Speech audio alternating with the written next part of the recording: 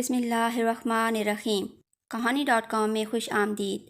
شروع کرتے ہیں آج کی دلچسپ اور سبق آموز کہانی۔ قادر صاحب ہمارے پڑوس میں رہتے تھے۔ ان کی والد صاحب سے اچھی خاصی دوستی تھی۔ پہلے ان کے حالات ٹھیک تھے، بعد میں آئے دن کی ہڑتالوں کی وجہ سے ان کی دکان بیٹھ گئی۔ کاروبار پر برا اثر پڑا اور وہ مالی طور پر بدحال ہو گئے۔ جب دکان میں مال رہا اور نہ پیسہ تو اسے بند کرنا ہی پڑا۔ ان دنوں ان کا بیٹا عارف کالج میں پڑھ رہا تھا۔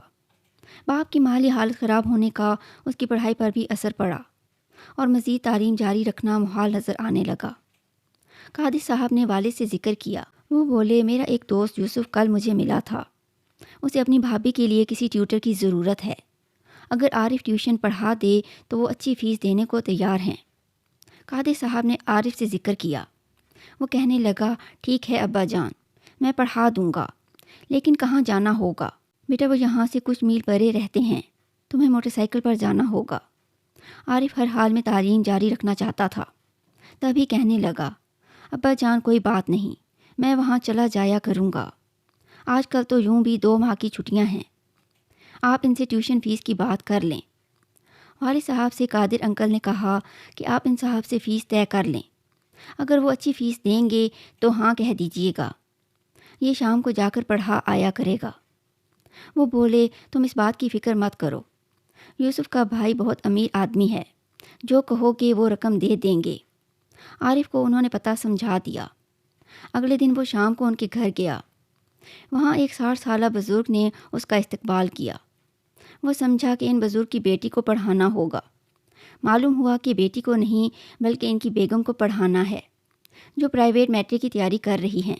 وہ کچھ حیران تو ہوا کہ میاں اگر 60-70 برس کے ہیں تو بیگم 50 کی تو ہوں گی، کیا وہ اس عمر میں میٹرک کا امتحان دے سکیں گی؟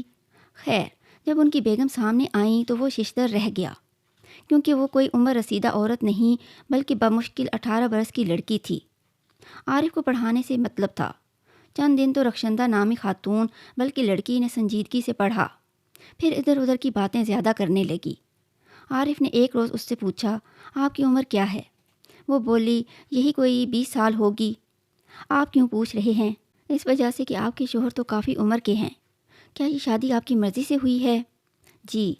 اس روز تو رخشندہ نے یہی جواب دیا، کیونکہ ہم عمر ہونے کے باوجود ان کے درمیان استاد اور شاگرد کا رشتہ تھا۔ عارف نے سوچا، مجھے کیا، مجھے تو پڑھانے سے مطلب ہے۔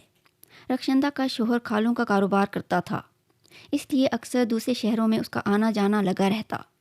وہ ہفتے میں 2 دن ہی گھر میں رہتا تھا۔ اس دوران رخشندہ اپنی ساس کے ساتھ گھر میں ہوتی، جو 90 سال کی ضعیف عورت تھی۔ اسے کم سنائی دیتا تھا اور دکھتا بھی کم تھا۔ بوڑھی ماں کی خاطر ہی منیر نے دوسری شادی کی تھی۔ رخشندہ کے ماں باپ بہت غریب تھے۔ انہوں نے اس مالدار بوڑھے سے بیٹی کا بیاہ اسی وجہ سے کیا تھا کہ منیر صاحب نے اس کے والدین اور دیگر بچوں کے اخراجات اٹھانے کی ذمہ داری بھی لی تھی اور برابر ان کو ہر ماہ خرچہ دیتے تھے۔ جن دنوں رخشندہ کی شادی ان سے ہوئی، اس کی عمر 16-17 برس تھی۔ وہ ہرگز ان کے ساتھ شادی پر رضامند نہ تھی۔ پھر باپ کی بیماری اور بے روزگاری اور گھر کی مفلسی کو دیکھ کر بالآخر مان گئی، بلکہ مجبوراً اسے ماں اور ماموں کی بات ماننا پڑی۔ وہ اس شادی سے خوش نہ تھی۔ یہ بالکل ایک بے جوڑ شادی تھی۔ جو بھی سنتا یقین نہ کرتا۔ 1-2 نے سمجھایا بھی، لیکن جب لڑکی کے والدین نے ان کی نہ سنی تو وہ خاموش ہو بیٹھے۔ بہرحال رخشندہ بیاہ کر سسرال چلی گئی۔ جب تک شادی نہ ہوئی تھی وہ اپنے دل کو تسلیاں دیتی رہی کہ چلو میری قربانی سے میرے والدین تو سکھی ہو جائیں گے اور بہن بھائی بھی پڑ جائیں گے، باپ کا علاج ہو سکے گا۔ تاہم شادی کے بعد جب منیر کو دیکھا تو پھوٹ پھوٹ کر روئی، یہاں تک کہ خواب آور گولیاں کھا لیں، مگر ڈاکٹروں نے اس کی زندگی بچا لی۔ منیر صاحب بھی پریشان ہو گئے۔ اب ان کو اپنی غلطی کا احساس ہوا کہ یہ تو مجھ سے ظلم ہو گیا ہے۔ انہوں نے رخشندہ سے کہا، اگر تم اتنی ہی دکھی ہو اور میرے ساتھ رہنا نہیں چاہتی تو میں تمہیں طلاق دے کر آزاد کرنے کو تیار ہوں۔ تم اس بات سے مت گھبراؤ کہ تمہارے والدین اور بہن بھائیوں کا کیا ہوگا۔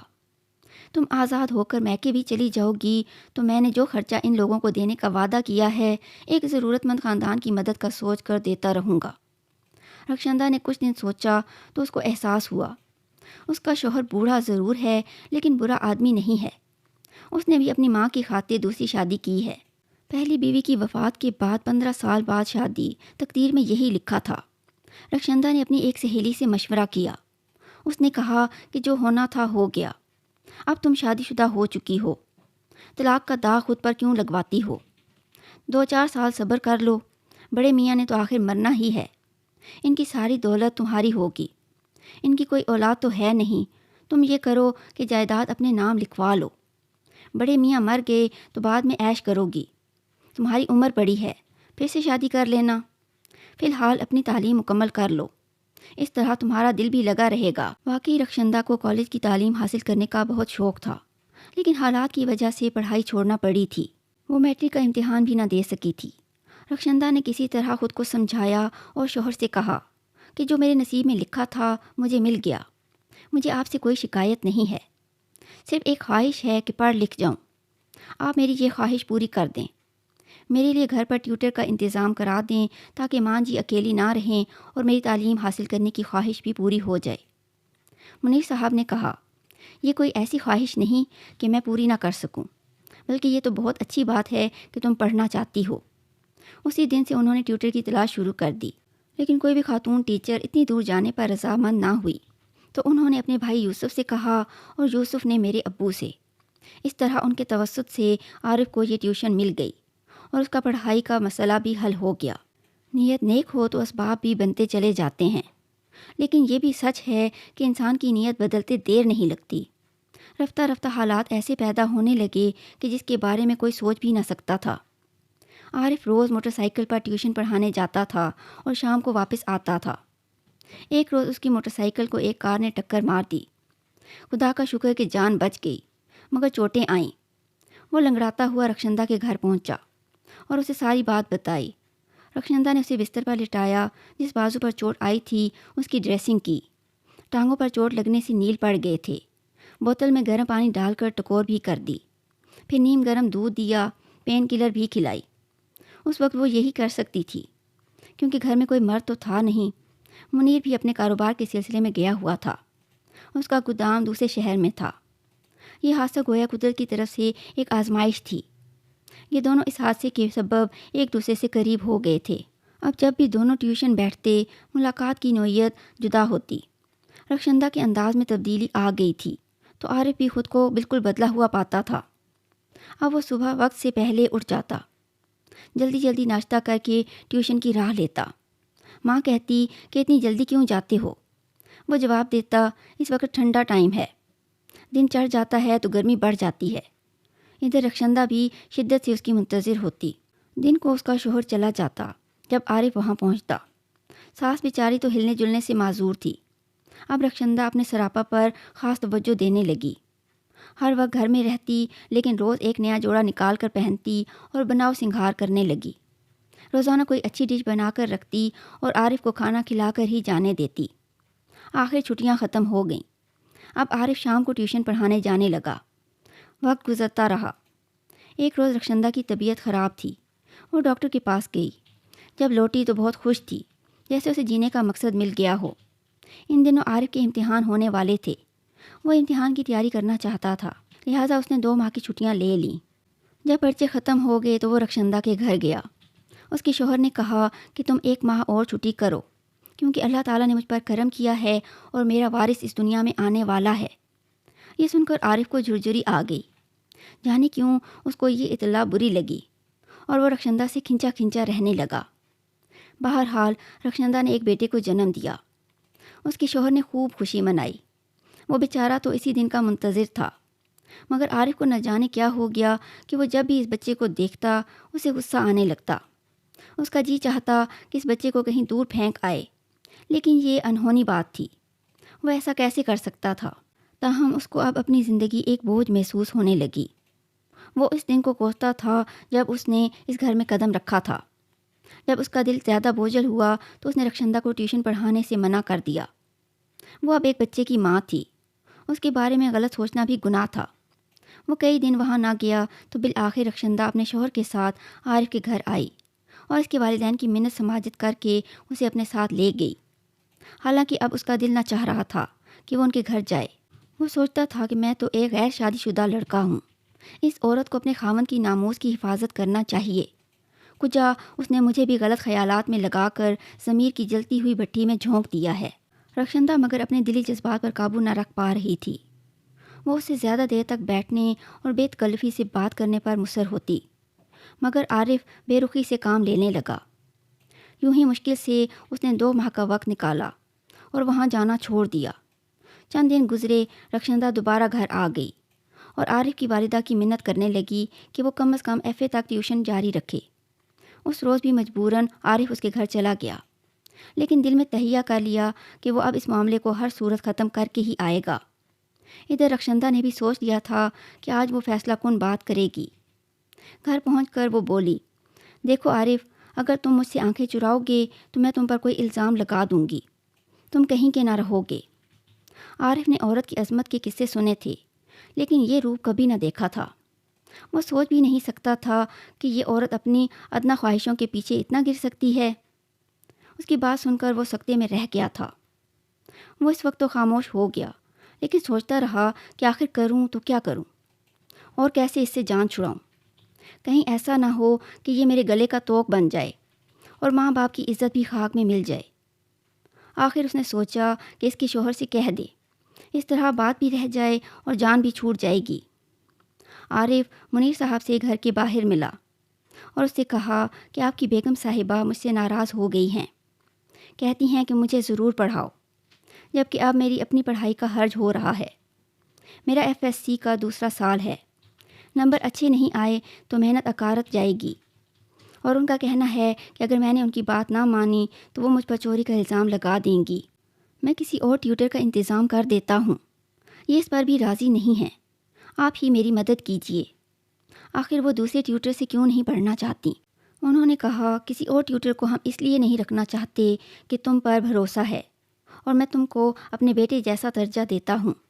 ہر کسی کو تو ٹیوٹر نہیں رکھا جا سکتا۔ بہرحال تم کل گھر آنا، میں رخشندہ کو سمجھاؤں گا، تمہارے سامنے بات کروں گا، امید ہے کہ وہ تمہاری مجبوری سمجھ جائے گی۔ دوسرے روز عارف کالج کی چھٹی کے بعد اس کے گھر گیا۔ دونوں میاں بیوی کھانا کھا رہے تھے۔ منیر صاحب نے اس کی کافی آؤ بھگت کی، پیار سے پاس بٹھایا اور کہا، بیٹے کیا تم نے میری بیگم کو پڑھانا چھوڑ دیا ہے؟ جی، اب اپنے امتحان کی تیاری کرنی ہے، اس لیے پڑھانے نہیں آ سکتا۔ تبھی وہ بیگم سے مخاطب ہوئے، آپ کو عارف میاں سے کیا شکایت ہے جو ان پر چوری کا الزام لگانا چاہتی ہیں؟ اس نے تو آپ کو پڑھایا ہے، آپ کے ساتھ نیکی کی ہے۔ وہ گھبرا کر بولی، مجھے تو ان سے کوئی شکایت نہیں، پھر کیا بات ہے؟ اس کی مجبوری ہے، یہ مزید نہیں پڑھا سکتا، تو آپ نے دھمکی دے ڈالی ہے۔ یہ سن کر وہ پتھر کا بت بن گئی۔ ذرا دیر سوچا، پھر عیاری سے بولی، دراصل آج کل رشتے اچھے نہیں ملتے ہیں، میں اپنی چھوٹی بہن سے ان کا رشتہ کرنا چاہتی ہوں، سوچا یہ مان جائیں تو اس کی قسمت کھل جائے گی۔ بس یہی بات تھی جو ان کو پسند نہیں آئی۔ میں نے چوری کا الزام لگانے والی بات تو یوں ہی مذاق میں کہہ دی تھی۔ کیوں، کیا ایسی ہی بات ہے جس پر ٹیوشن چھوڑ کر جانا چاہتے ہو؟ عارف نے اس بات میں سر ہلا دیا، کیونکہ رخشندہ نے بات بنا دی تھی۔ دراصل مجھے ابھی تعلیم مکمل کرنی ہے اور کسی کی لڑکی کو اتنا انتظار کرانا بھی ٹھیک نہیں سمجھتا۔ رخشندہ نے اچھا سوچا اور تم بھی ٹھیک سوچ رہے ہو۔ رہی تمہاری پڑھائی کی بات تو وہ بھی ٹھیک ہے، تم FSC کی تیاری کر لو، بے شک ہم مجبور نہیں کریں گے کہ تم ٹیوشن کے لیے وقت نکالو، میں تمہیں خوشی سے اجازت دیتا ہوں۔ اگر اس دوران کسی قسم کی مالی مدد کی ضرورت ہو تو مجھے ضرور کہنا، میں نے تمہیں بیٹا کہا ہے تو اس رشتے کی لاج رکھوں گا۔ ان کے ایسا کہنے پر عارف شرمندہ ہو گیا۔ اس نے دل میں تہیہ کر لیا کہ وہ ہرگز اس شریف آدمی کی حرمت میں مخل نہ ہوگا۔ یہ بزرگ ہیں یا بوڑھے ہیں، یہ میاں بیوی کا معاملہ ہے، میرا معاملہ یہ ہے کہ خطرے کی بو سونگتے ہی پرے ہٹ جاؤں۔ گھر آ کر اس نے خدا کا شکر ادا کیا کہ منیر صاحب نے معاملہ سلجھا دیا، ورنہ کچھ غلط بھی ہو سکتا تھا۔ بیماری کا بروقت علاج کرانا ہی اچھا ہوتا ہے۔ تاہم وہ یہ ضرور سمجھتا تھا کہ رخشندہ کو ایک عمر رسیدہ سے بیاہ کر اس کے والدین نے غلطی کی ہے۔ بچیوں کے رشتے والدین کو اس طرح ہرگز نہیں کرنا چاہیے۔ لڑکیاں بیچاری بے زبان ہوتی ہیں، اپنی شادی کے معاملے پر بول نہیں سکتی، پھر جب ان کے قدم بہک جائیں تو معاشرہ انہی کو برا کہتا ہے۔ یہ تھی آج کی کہانی۔ اگر ویڈیو پسند آئے تو اسے لائک اور شیئر کریں، چینل کو سبسکرائب کریں اور بیل نوٹیفیکیشن آن کر دیں تاکہ ہماری آنے والی ہر کہانی آپ کو بر وقت مل سکے۔ کمنٹس میں اپنی قیمتی آراء سے ضرور آگاہ کریں۔ اپنا اور اپنے چاہنے والوں کا بہت زیادہ خیال رکھیں۔ اللہ حافظ۔